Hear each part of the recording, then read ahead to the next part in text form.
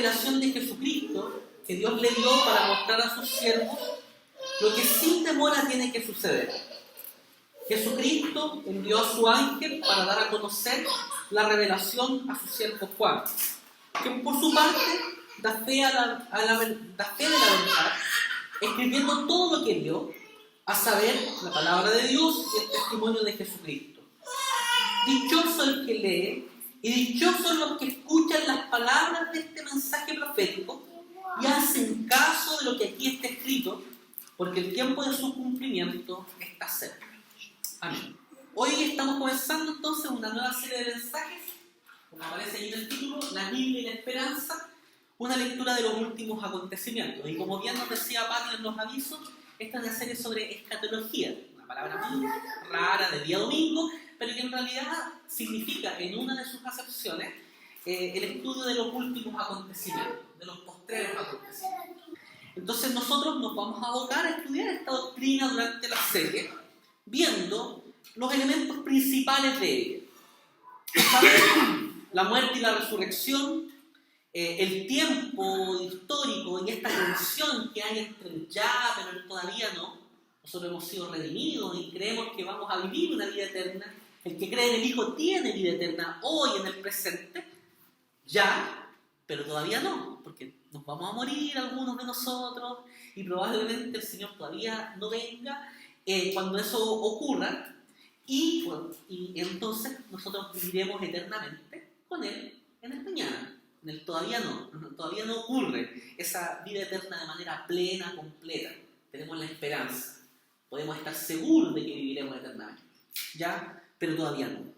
También los signos de los tiempos, y particularmente las señales que tienen relación con la venida del Señor. De hecho, hablaremos de la señal que aparece con respecto a este hecho histórico que ocurrirá más adelante. También sobre el juicio final, ese sermón en particular, hemos invitado al pastor Vladimir Pacheco para que nos comparte ese sermón ahí por septiembre, y también la vida eterna con Cristo. Esta serie la vamos a realizar no solo para aportar material para nuestro bagaje escatológico, no queremos hacer eso, sino que más bien tengamos una mirada esperanzada con respecto al presente y al futuro. Aquí el sentido de estudiar esta doctrina no tiene que ver con la polémica, con polemizar de cuándo el Señor viene, de cómo viene, ni de si la iglesia pasa la gran tribulación o no. Efectivamente nosotros tenemos alguna certeza con respecto a esto a partir de un punto de vista confesional. La doctrina escatológica no es para pelear, ni para discutir, ni para parecer sabiondos en Facebook o en cualquier otra de las redes sociales, sino más bien para tener una mirada esperanzada de la realidad hasta que el Señor vuelva. Entonces la escatología busca centrarnos y poner nuestra mirada en el hecho trascendental de la venida del Señor, que es aquello que dota de esperanza y sentido a la iglesia. Porque si nuestra fe en Cristo, dice el apóstol Pablo en la primera carta de los Corintios, en el capítulo 15, si nuestra fe en Cristo solo es algo para esta vida, somos los más dignos de conmiseración, de lástima de todos los hombres. Nuestra esperanza no solo tiene que ver para el aquí y el ahora, sino para la vida eterna junto al Señor. Entonces, ¿por qué hablar de escatología? Aquí me parece muy pertinente citar a un teólogo que todavía vive, viejito él, llamado Jürgen Moltmann, que en su libro Teología de la Esperanza dice lo siguiente, me permito citarlo. Desde principio a fin, y no solo en el epílogo, el cristianismo es escatología, es esperanza, mirando y moviéndose hacia adelante, y por ello también cambiando y transformando el presente. Lo escatológico no es solo un elemento del cristianismo, sino que es el centro de la misma fe cristiana, la clave en que se armoniza todo en ella. Por eso, la escatología no puede ser en realidad solo una parte de la doctrina cristiana. Por el contrario, el carácter de toda proclamación cristiana, de toda existencia cristiana y de la iglesia entera, tiene una orientación escatológica. Aquí nosotros estamos hablando de una parte de la doctrina de la teología cristiana. Estamos hablando del motor, del sentido de la vida cristiana, que mira la realidad a partir de la vida de Cristo. Porque los últimos tiempos ya han comenzado con esa primera venida de Cristo. Y lo miramos en la perspectiva de la resurrección, del triunfo de la cruz, que es una primicia de lo que nosotros viviremos más adelante. Entonces nosotros podemos mirar esperanzadamente la vida. No hay fe cristiana, no hay vida cristiana sin esperanza en el porvenir triunfante. Y fue Cristo el que triunfó en la cruz. Por eso Cristo es quien produce esa mirada esperanzada. Cristo es el que cambió nuestra vida y que tiene el poder de hacer nuevas todas las cosas, lo que también nos da una profunda esperanza. Entonces, ese es el sentido de tener esta serie. No es debatir, no es discutir, no es tirar frases para la galería, sino que volver al centro de lo que es nuestra verdadera esperanza. Nuestros primeros hermanos tenían tan presente esto que cuando ellos se saludaban y se despedían, se decían: Maranatha, el Señor viene, Cristo viene. Nosotros nos saludamos diciendo que el Señor te bendiga, que tengas una buena semana. Y si bien es cierto, eso no está malo, per se, debiésemos volver a recordar este elemento del cristianismo. Pareciera ser que la venida del Señor se aleja de nuestro horizonte, se aleja de nuestra agenda, ya no está tan presente. Y debiese estar presente de manera constante en nuestro culto, en nuestros cánticos, en nuestras oraciones, en nuestra predicación. Porque nuestra esperanza no está solo en lo que concierne esta vida, sino en la vida venidera. Porque probablemente muchas de nuestras preguntas, muchas de nuestras dudas, muchos de nuestros sufrimientos no se acaben en esta vida. Pero un día habrá consolación, con toda seguridad. Un día habrán respuestas para todas nuestras dudas y sabremos que todo lo que hemos vivido ha sido necesario porque ha sido trazado en el plan perfecto del Señor.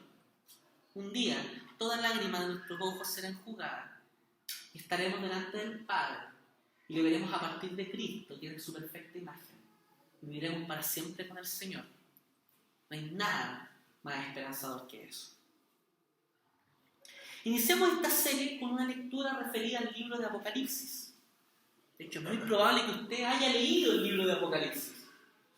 O probablemente no.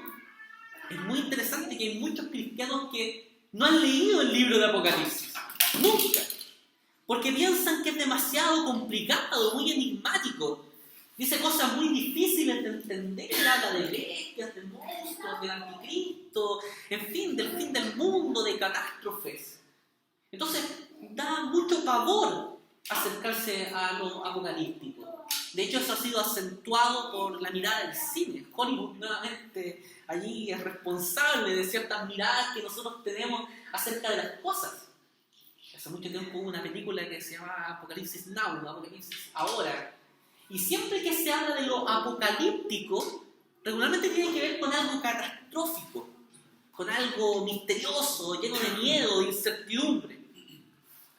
Dicho eso, la primera invitación que yo quiero hacerte en esta mañana es que leas Apocalipsis. Y esto por varias razones. La primera de ellas es que Apocalipsis es uno de los 66 libros de la Biblia. Por lo tanto, también forma parte de nuestra única y suficiente regla de fe y de práctica. Tenemos el deber entonces de leer Apocalipsis. Pero además de eso, porque queremos darte una buena noticia en esta mañana. Efectivamente, Apocalipsis tiene cosas que son difíciles de entender. Pero su nudo central, el contenido central de Apocalipsis puede ser entendido con claridad. Y a diferencia de lo que piensan muchas personas, este elemento, este nudo central, te va a traer mucha felicidad, mucho consuelo para tu vida, para nuestras vidas. Apocalipsis es el libro de consolación de la Biblia. Y eso es algo que tenemos que tener presente. Sáquese esa perspectiva del miedo y de la catástrofe y leamos Apocalipsis como realmente fue escrito y para lo que fue escrito, que fue para consolar a una iglesia perseguida y volverla a que mire hacia Jesús, donde está nuestro gozo eterno, en quien podemos descansar. La pregunta de esta mañana es ¿por qué leer Apocalipsis? Ya lo decíamos desde el título. ¿Por qué leer Apocalipsis? Y el texto apunta a 3 razones para fundamentar esta lectura, esta necesidad de leer el libro de Apocalipsis. Y la primera de las razones por las cuales debemos leer Apocalipsis es porque es la revelación de Jesucristo. Y el versículo 1 apunta a esto, dice, esta es la revelación de Jesucristo que Dios le dio para mostrar a sus siervos lo que sin demora tiene que suceder. La palabra Apocalipsis es una transliteración del idioma griego al castellano. Apocalipsis es casi escrito tal cual como se pronuncia en el griego y significa revelación, se ha traducido como revelación. Más literalmente, tiene que ver con quitar algo que está cubriendo una cosa, un evento, un suceso. En este caso es como si uno saca un mantel de algo que está cubierto para taparlo, para que no se gaste, para que no se manche.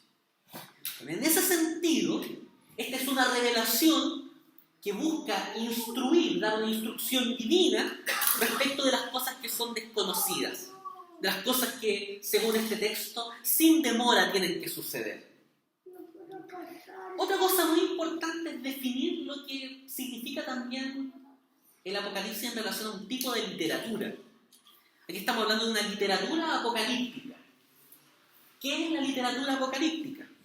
Muy sencillamente, es un género literario que fue moda en el Medio Oriente durante los siglos II antes de Cristo hasta el siglo II después de Cristo. O sea, 4 siglos, esta fue la moda literaria. Así se debía escribir.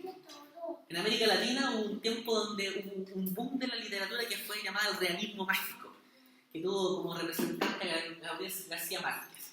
Y la gran mayoría de las personas quería escribir como realismo mágico. En este caso, la moda literaria, la forma de escribir, era esta. Era este tipo de literatura, la apocalíptica. La apocalíptica se caracterizaba por el uso de un lenguaje simbólico y a veces oculto, enigmático, porque regularmente era escrita en tiempos de persecución. Entonces, la búsqueda de escribir también de esta forma era tapar frente a quienes te estaban persiguiendo el contenido de lo que aquí se quería decir. Entonces, por ejemplo, no van a decir acá el emperador Domiciano es el anticristo, sino que van a tapar con un símbolo ese elemento para que cuando un captor, un perseguidor de un cristiano leyera esto y dijera, ah, no, esto es basura, es difícil de entender, no lo pescamos, no lo tomamos en cuenta. Es muy interesante esto, porque en muchos casos los símbolos del Apocalipsis son explicados en el mismo libro. Y los otros, aquellos que nos cuesta mucho más entender, tienen que ver con otras cosas que han sido ocultadas en otros casos en la Biblia y que eran de uso regular de los cristianos. Un cristiano perseguido no tenía una biblioteca donde estudiara Apocalipsis. Tenía solo el libro. Y solo eso le bastaba para volver al Señor.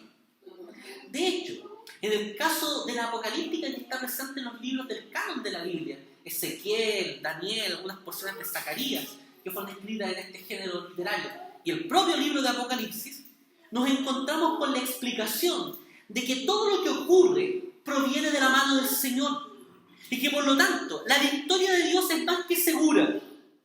De hecho, esta es una salida de la moda, porque todos los libros apocalípticos del Medio Oriente tenían finales pesimistas, arrastraban el dolor, la desmesura frente a lo que Dios estaba, o los dioses en este caso, en el contexto pagano, estaban planteando para el futuro. Se veía el futuro arruinado, negro y oscuro. En el Apocalipsis de la Biblia eso no es así. Hay esperanza. A tal nivel que el libro termina diciendo: ven, Señor Jesús. Entonces, ahí está nuestra perspectiva. Apocalipsis no termina de manera pesimista. Es una mirada no solo optimista de la realidad, sino que una mirada esperanzada. ¿Y por qué esto? Porque Apocalipsis nos revela a Jesucristo. De hecho, si uno quisiera ser más riguroso con el título de este libro, debiera ser como dice el versículo 1. Esta es la revelación de Jesucristo. O sea, el mejor título para el libro es la revelación de Jesucristo. Dios entrega a Juan una revelación que nace de Jesucristo, de la segunda persona de la Trinidad, y que habla acerca de él. El pastor Campbell Morgan decía que cualquier estudio de Apocalipsis que no se concentre en Cristo y que no vea las demás cosas en torno a él, puede conducir al lector al más confuso laberinto. Vale decir, ¿cuál es la clave para leer Apocalipsis? Es buscar a Cristo. Leamos Apocalipsis sin la calculadora al lado, sin pensar en el código de barras, en el internet y un montón de cosas que en ese tiempo no existían, no tenían ningún sentido para los receptores originales. Y encontremos con Cristo. De hecho, resulta interesante notar acá que Juan es un sujeto que conoció a Jesús. O sea, de hecho, los evangelios dicen que incluso recostaba su cabeza sobre el pecho del Señor. Entonces estamos hablando de alguien que conocía al Señor, del cual se estaba dando esta revelación. Pero para él también es una revelación. También es algo que está oculto y que sale a la luz. Está viendo al Señor como nunca antes lo había visto. Y es aquí donde este libro nos produce consuelo y felicidad. El motivo para leer este libro no está en la resolución de enigmas, como si se tratara de un rompecabezas difíciles de armar. Tampoco está en el conocimiento de oráculos de corte futurista que se condicen con sueños o pseudo revelaciones que han aparecido a lo largo de la historia asociada a este libro. Quizá uno de los más recientes sea esta novela Dejados Atrás, que tiene como 7 textos que hablan acerca del futuro, que nada tienen que ver con lo dicho en Apocalipsis. Inclusive, si tú esperas el consuelo y la felicidad que se encuentra en una noticia novedosa en Apocalipsis, puede que salgas totalmente frustrado, porque aquí no hay nada novedoso.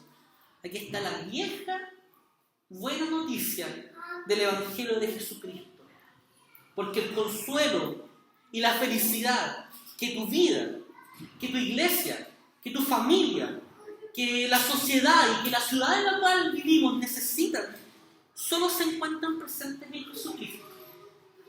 De hecho, es tan así la revelación de Jesucristo, que Apocalipsis nos muestra a Cristo como el Cordero inmolado por nuestro bien.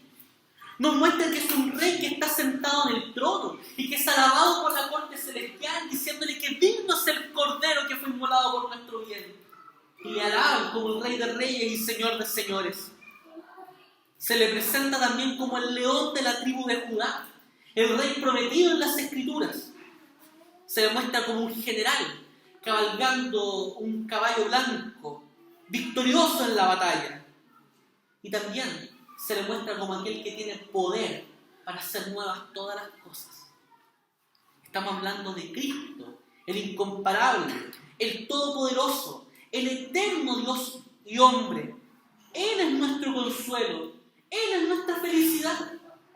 Y eso es lo que nos quiere apuntar a Apocalipsis. John Stott, hablando acerca de esto, dice: por encima de todo, el libro revela la grandeza y gloria de Jesucristo. Esto es lo que más que ninguna otra cosa necesita una iglesia perseguida y atribulada. No una serie de profecías sobre el pasado o el futuro, ni siquiera un panorama en clave de la historia de la iglesia, sino una revelación del Cristo incomparable que fue crucificado y ahora resucitado y reinante, está preparándose para regresar con poder y gran gloria. Por eso, la invitación que hace este libro es que con tu corazón sediento del Señor encuentres la saciedad y la plenitud de tu vida en la revelación de Jesucristo, como nos llama el versículo 1 a hacerlo. Segunda razón por la cual leer este libro. Debemos leer Apocalipsis porque es el testimonio de un pastor a su comunidad. Fíjense lo que dice al final del versículo 1 y el versículo 2. Dicen, Jesucristo envió a su ángel para dar a conocer la revelación a su siervo Juan, quien por su parte da fe de la verdad, escribiendo todo lo que vio, a saber, la palabra de Dios y el testimonio de Jesucristo. Es interesante notar que Juan es el apóstol al cual Jesús llamó en su juventud. Es el mismo que escribió los evangelios y las 3 cartas que llevan su nombre. Pero a esa altura era un anciano, un hombre de muy avanzada edad. Probablemente ya a esa altura el único apóstol sobreviviente, porque todos los demás murieron siendo martirizados. De hecho, si uno sigue la lectura más adelante, el versículo 9 dice: yo, Juan, hermano de ustedes y compañero del sufrimiento, en el reino y en la perseverancia que tenemos en unión con Jesús, estaba en la isla de Patmos por causa de la palabra de Dios y del testimonio de Jesús. En el día del Señor vino sobre mí el Espíritu, y luego recibe esta revelación. ¿Qué quiere decir esto? Que Juan estaba preso y relegado en una isla en la costa de la actual Turquía llamada Patmos. Patmos era una isla rocosa, llena de cangrejos y de animales marinos que tenían la posibilidad incluso de envenenar a este sujeto. Lo mandan a esta isla relegado para que muera de inanición o comido por ciertos animales. Esa era la razón. Y en ese contexto, viejo y prisionero, es que él se siente bienaventurado, dichoso, porque su relación espiritual está con el Señor. Dice: yo estaba en Patmos, en el Espíritu, dice él, en el día del Señor, cuando oyó una voz que le dijo todo este mensaje del Apocalipsis. Fíjense la importancia que tiene esto. Primero que todo, que más allá de nuestras circunstancias podemos vivir la plenitud de vida, porque esa plenitud procede del Espíritu. Y por otro lado, el gozo y la importancia que tiene el día del Señor. Día que muchas veces nosotros miramos en menos, como que si fuera lo menos importante en nuestra vida. Yo quiero motivarle a algo. Sáquese de su mente, de su cabeza, de su corazón, llamar a este día el Fomingo. Este no es el Fomingo, es el día del Señor. No hay día más importante de la semana para ti y para mí que el día domingo, porque estamos celebrando comunitariamente el culto que por gracia el Señor nos ha permitido celebrar. Este es el día en el cual nosotros descansamos para Dios y le decimos que todo lo que tenemos y somos depende de Él. No restemos importancia al día domingo. Y aquí se dice algo de Juan, también en el texto, que es un siervo que ha dado testimonio de la palabra de Dios y de Jesucristo, y que ha visto algunas cosas, ha tenido visiones. De hecho, aquí se ocupa el concepto de vidente. Él es un profeta en el sentido de que él tiene visiones y las da a conocer. Fíjense en esto, que el texto también dice y apunta que este es el testimonio de Jesucristo y da testimonio de esta verdad. Dios se ha dignado misericordiosamente en dar a conocer el plan a los suyos. Envió un ángel, un mensajero del Señor, para dar a conocer su revelación al apóstol. Dios no ha ocultado su plan. Nosotros no jugamos a la gallinita ciega en la fe. No estamos ahí a tientas con nuestro presente ni con nuestro futuro. Todo lo que nosotros necesitamos saber para esta vida y sobre la vida venidera está aquí en la Biblia.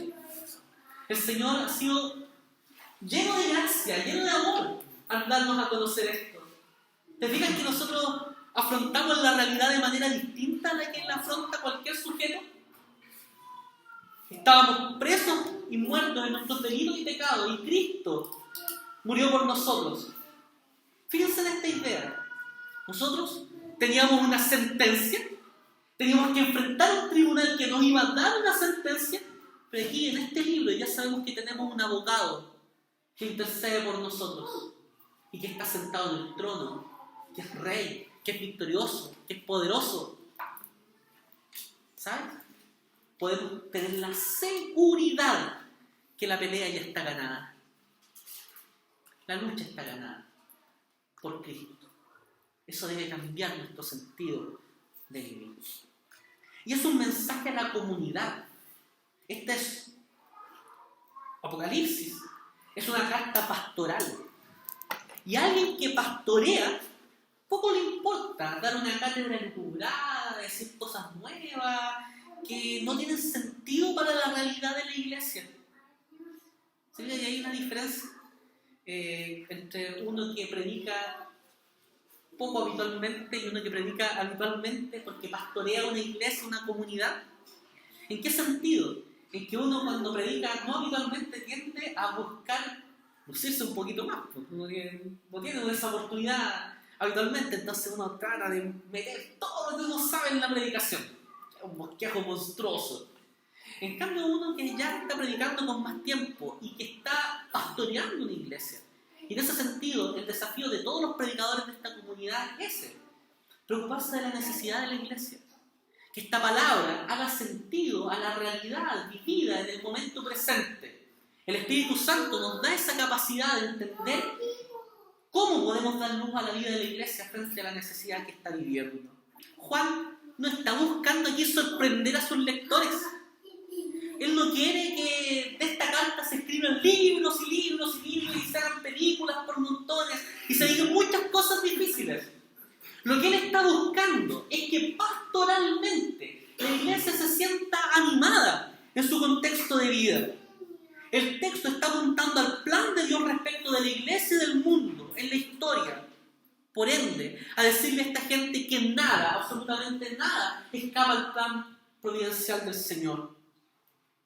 Este libro fue escrito por el apóstol Juan para un grupo de creyentes ubicados en el Asia Menor. De hecho, aparecen los nombres de las iglesias, de las comunidades, en los capítulos 2 y 3, donde hay cartas específicas a 7 iglesias: Éfeso, Esmirna, Pérgamo, Tiatira, Sardis, Filadelfia y la Odisea. Cada una con sus características particulares. Estas 7 iglesias son las receptoras originales de esta carta. Y el autor, inspirado por el Espíritu Santo, escribe más o menos por el año 95 esta carta a estas 7 iglesias que estaban sufriendo la persecución imperial, producto de las pretensiones divinas del emperador Domiciano, un emperador que gobernó entre el 81 y el 97 después de Cristo, que fue asesinado por sus propios familiares inclusive. De hecho, el Senado romano, después de que es asesinado Domiciano, pidió y obligó quitar de la memoria a Domiciano, sacarlo de las placas que celebraban su nombre, no poner ninguna estatua con respecto a él. Fíjense cómo Apocalipsis ya daba luces de cómo el emperador iba a caer. Esto es maravilloso, maravilloso. Dios no deja inmune a quien persigue y daña a la iglesia. Mía es la venganza, dice el Señor. Yo pagaré. Y aquí se apunta algo, a el testimonio. Dice el final del versículo 2 que habla del testimonio de Jesucristo. Una nota de la Biblia de Estudio de la NBI dice que testimonio es un término legal relacionado con las cortes de justicia. Sin embargo, en el tiempo de Juan ya había adquirido un sentido más amplio, que incluía la proclamación del mensaje de Jesucristo con la disposición de llegar hasta el martirio. Esto hablamos en nuestro último sermón de misión, ¿recuerdan? Cuando hablamos de que la palabra mártir no solo define a alguien que muere, sino que alguien muere portando un mensaje que testimonia, que da fe. En este caso, el mensaje de Jesucristo. Y esto es muy importante, porque ante toda la persecución, y ante cualquier persecución, haya cristiano o no cristiano, siempre nace la pregunta: ¿por qué Dios permite el mal y el sufrimiento? Y en este caso específico, ¿qué va a hacer Dios con la historia de la iglesia?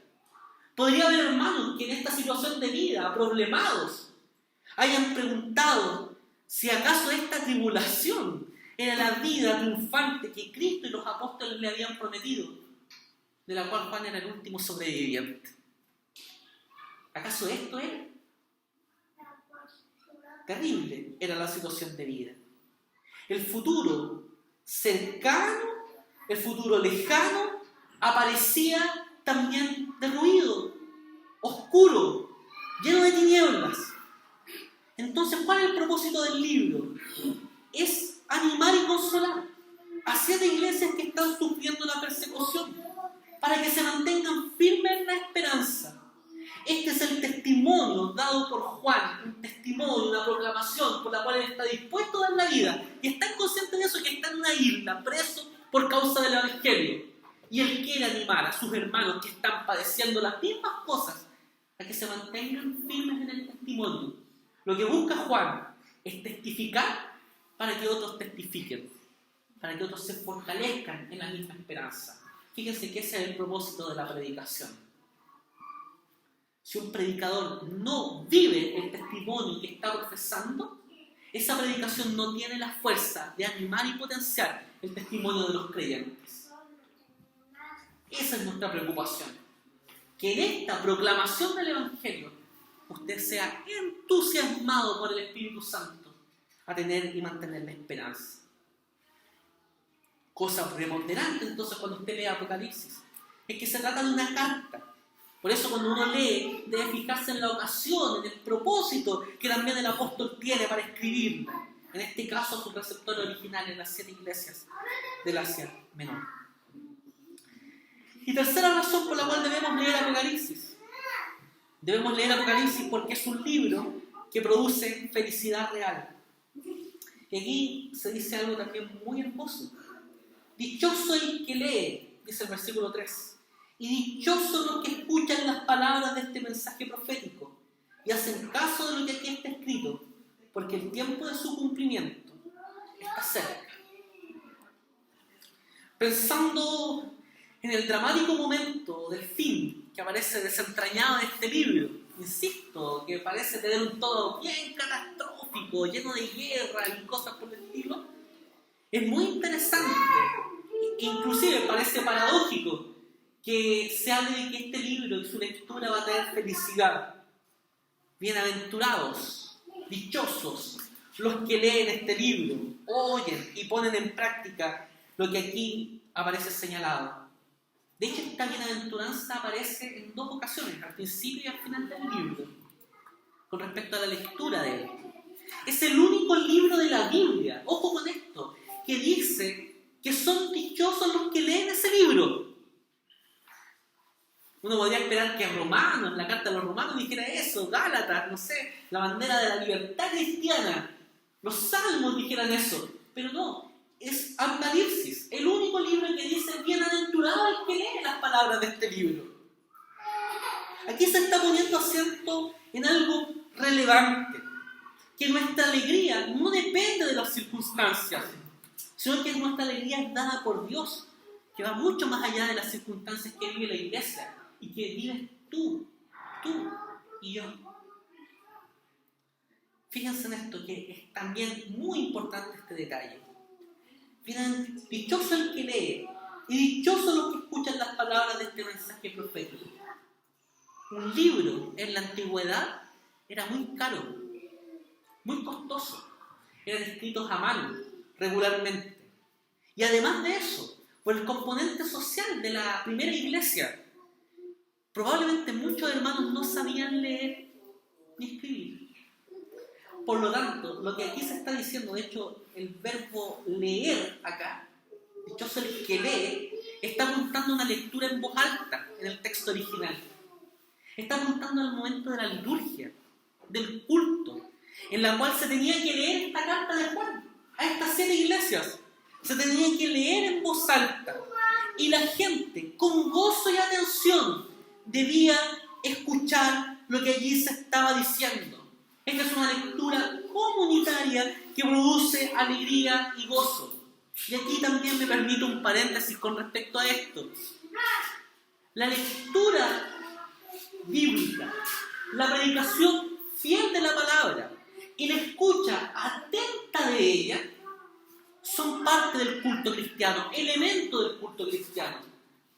Nuestra confesión de fe así lo plantea. Nuestra confesión de fe no solo apunta a la predicación fiel de la palabra y de su lectura, sino que apunta también a la escucha atenta de ella.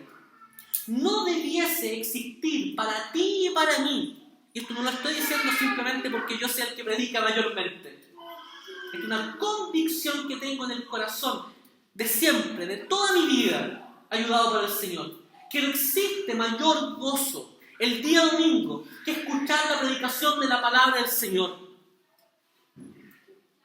Si esto no te produce gozo y alegría es porque algo está atrofiado en la celebración del culto.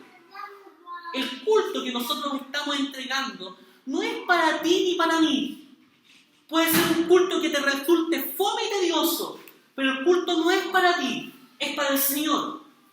Por lo tanto, la predicación recta y fiel de la palabra del Señor a lo que apunta es a dar a conocer la voz de Dios para ti. Lo que Dios está diciendo, y para que tú vuelvas tu corazón, tu mente, tus sentidos, tu vida completa al Señor, con respecto a lo que la palabra del Señor está diciendo. Por lo tanto, ven con mucho gozo y alegría a escuchar la palabra del Señor, sea quien la predique, sea lo que sea, su extensión, ya sea en el texto leído o en el tiempo dado para ella. Predica lo que el Señor te dé. Si es poquito, gloria a Dios. Si es harto, gloria a Dios. No es la cantidad, sino la calidad. Y si es de Dios, es bueno y deja bendición. Que el Señor te bendiga y tú puedas ser un buen obrero al servicio de tu buen patrón, Dios. ¿Te quiere, mamá? Yo tengo este papel en mi billetera y ando siempre con él, porque mi función, mi trabajo prioritario con ustedes es predicarles la palabra del Señor. Y he querido ser leal a este consejo que me dio mi mamá, que predique la palabra del Señor con amor, con pasión, con fervor, pero principalmente siendo fiel a lo que Dios quiere decir.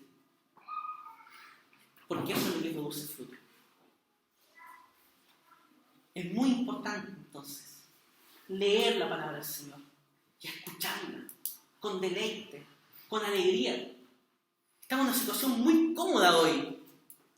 Muchos de nuestros hermanos tienen un hambre tan grande, están siendo perseguidos y leen porciones, páginas de la Biblia, pedacitos de la Biblia, porque la Biblia está prohibida en sus países o en la región donde están siendo perseguidos. Hambre de escuchar la palabra de Dios. Eso es lo que debemos tener. Dichoso, es más que feliz, está dando cuenta de las circunstancias que Dios ha trazado para su pueblo, para que la gente viva el cumplimiento de su plan perfecto.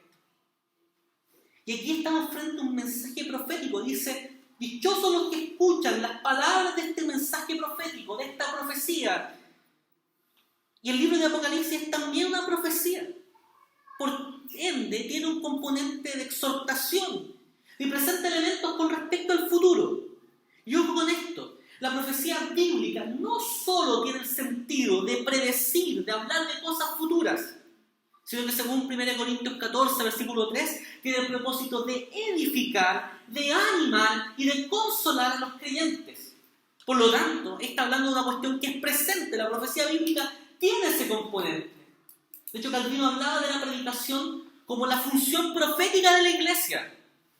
Y eso uno como predicador lo siente. Hay momentos de la predicación en los cuales uno siente y vive con mayor claridad que esa palabra está llegando, penetrando el corazón de los creyentes.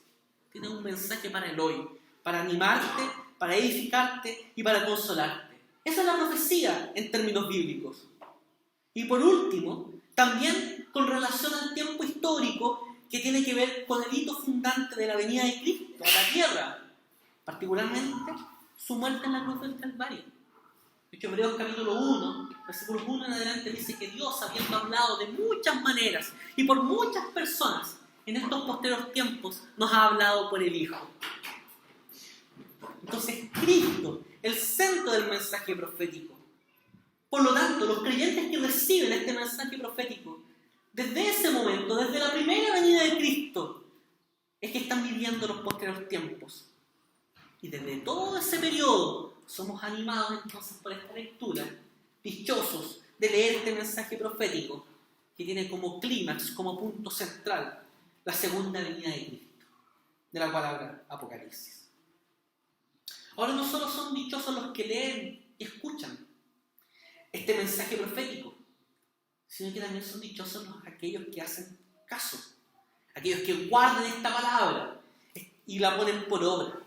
Y aquí se hace importante que los lectores y oyentes no solo cumplan esta función primaria, leer y escuchar, sino que pongan por obra lo que Apocalipsis está diciendo.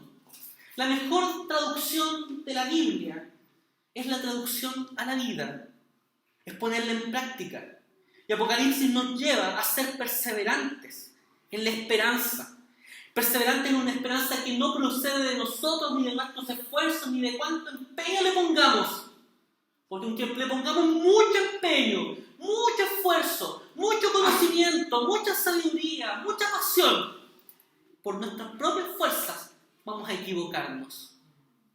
Lutero decía que sin el Señor, lo hubiese echado todo a perder. Esa debe ser nuestra profunda convicción.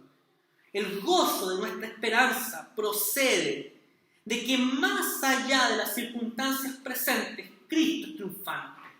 Él triunfó en la cruz y Él sostiene a su iglesia. Nada puede derrotar a la iglesia de Jesucristo, porque esta iglesia, la iglesia universal y esta iglesia local son sostenidas por el poder de Cristo, que ha vencido en la cruz.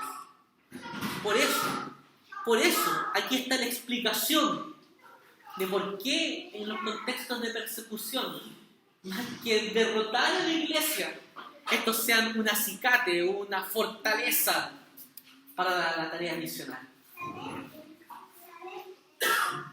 Y lo último que apunta el texto, en el versículo 3, es que el tiempo está cerca.